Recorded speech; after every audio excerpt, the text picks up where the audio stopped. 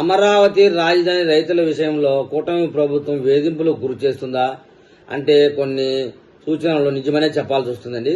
ఇప్పుడు దాని విషయం మనం పూర్తిగా తెలుసుకుందాం. ఖచ్చితంగా అమరావతి రైతుల విషయంలో కూటమి ప్రభుత్వం అన్యాయం చేస్తా ఉంది అనే విమర్శలైతే రైతుల దగ్గర నుంచి ఎక్కువగా వస్తా ఉన్నాయి. గడిచిపోయిన జగన్మోహన్ రెడ్డి ప్రభుత్వం హయాంలో 2019 నుంచి 2024 వరకు అమరావతి రాజధాని రైతులకు చెల్లించాల్సిన కౌలు పేమెంట్ విషయంలో ఆ ప్రభుత్వం వేధింపులకు గురి చేసి ఎవరైతే కోర్టుకు వెళ్లారో వారికి మాత్రమే కౌలు చెల్లించడం జరిగింది. హైకోర్టుకు వెళ్లి హైకోర్టు ఆదేశాల మేరకు తీర్పు తెచ్చుకున్న రైతులకు మాత్రమే చెల్లింపులు అయితే జరిగాయి. ఆ 5 సంవత్సరాలు రైతులు వేధింపులకి కాదు నరక యాతన పెట్టడం కూడా మనకు తెలిసిందే.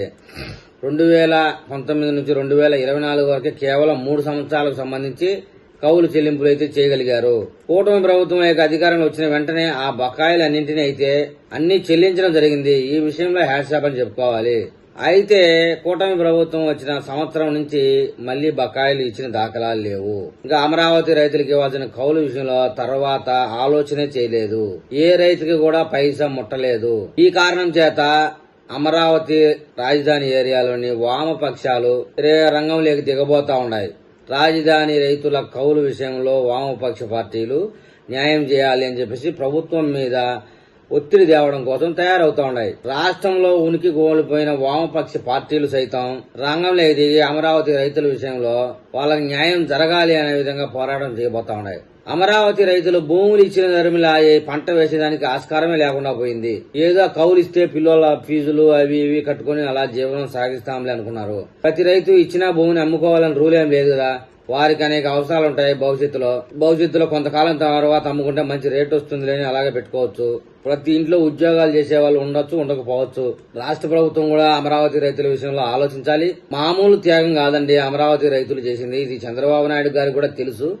కేవలం ఆంధ్రప్రదేశ్ ఆర్థిక పరిస్థితుల దృష్ట్యా ధర్మిలా కాస్త సమయం లేట్ చేయించేమో గాని అయితే అమరావతి రాజధాని రైతులు భూములు ఇవ్వడంతో పాటు 5 సంవత్సరాలు పోరాటమే జీవితంగా గడిపేశారు. సుదీర్ఘ పోరాటం అని చెప్పాలి. మళ్లీ వాళ్ళ కుటుంబ సభ్యుల మీద కేసులు పెట్టించుకుని పోలీస్ స్టేషన్ల చుట్టూ తిరిగి కోర్టు చుట్టూ తిరిగి పాదయాత్రలంటూ తిరిగి మానసిక క్షోభ అయితే అనుభవించడం జరిగింది. మొత్తం మీద ఈ మానసిక క్షోభ అయితేనేమి ఇతరత్రనైతేనేమి 273 మంది ప్రాణాలు పోయాయి. ఖచ్చితంగా కూటమి ప్రభుత్వం న్యాయం చేస్తుంది అనే నమ్మకం అయితే ఉంది.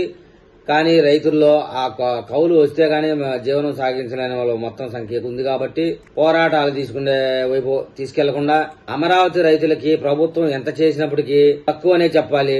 ఒక రైతు తన భూమిని మొత్తాన్ని దానం చేయడం అనేది చాలా అరుదైన విషయం. అది అమరావతి వాసులకే చెల్లింది. సహజంగా పాఠశాలను నిర్మించినప్పుడు ఇంకొకటి ఏదైనా అనాథ శరణాలను నిర్మించినప్పుడు 5 సెంట్లు 10 సెంట్లు ఒక దాత ఇవ్వడం అది వేరే విషయం.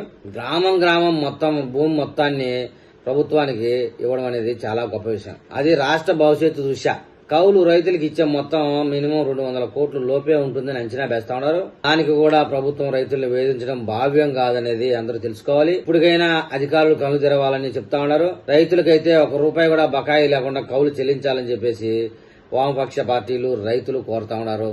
రాబోయే రోజుల్లో ఈ యొక్క అమరావతి రైతుల విషయంలో కౌలు ఇచ్చే విషయంలో ఎలాంటి అప్డేట్ ఇస్తారో మళ్ళీ ఒక వీడియో చేస్తాను. ఆ వీడియో మీకు చేరాలంటే నా ఛానల్ సబ్స్క్రైబ్ చేయండి, లైక్ చేయండి. మీరు ఏదైనా చెప్పాలనుకుంటే కామెంట్ రూపంలో చెప్పండి.